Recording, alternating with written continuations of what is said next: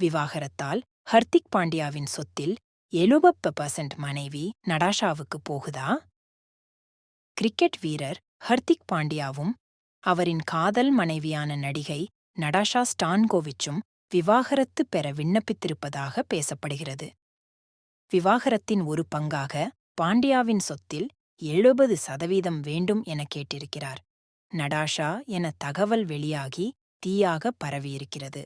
அது குறித்து அறிந்த ஹர்திக் பாண்டியா ரசிகர்கள் கடுப்பாகியிருக்கிறார்கள். அவர்கள் சமூக வலைதளத்தில் கூறியிருப்பதாவது: ஹர்திக் பாண்டியா கஷ்டப்பட்டு சம்பாதித்த சொத்துக்களை அவர் நடாஷாவுக்கு கொடுக்கக்கூடாது. சம உரிமை என பேசுகிறார்களே பெண்கள்.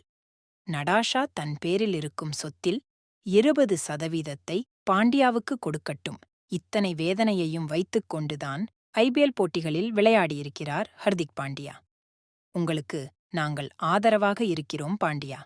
விவாகரத்து என்கிற பெயரில் ஹர்திக் பாண்டியாவை ஒண்ணுமில்லாதவராக்கி பணக்காரராக பார்க்கிறார் நடாஷா.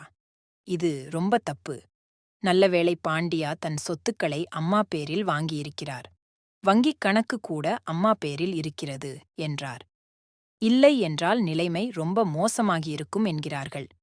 கடந்த ஐபிஎல் சீசனில் ஹர்திக் பாண்டியா மற்றும் மும்பை இந்தியன்ஸ் அணியை பாராட்டி அவ்வப்போது இன்ஸ்டாகிராமில் போஸ்ட் போட்டார் நடாஷா.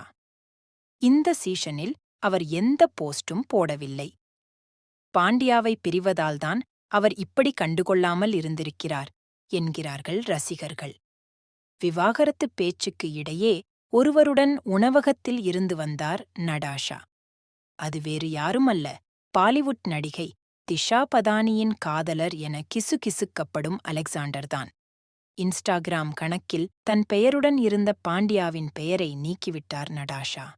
மேலும் நடாஷாவின் பிறந்த நாளான மார்ச் 4ஆம் தேதி அவரை வாழ்த்தி ஹர்திக் பாண்டியா எந்த போஸ்டும் போடவில்லை.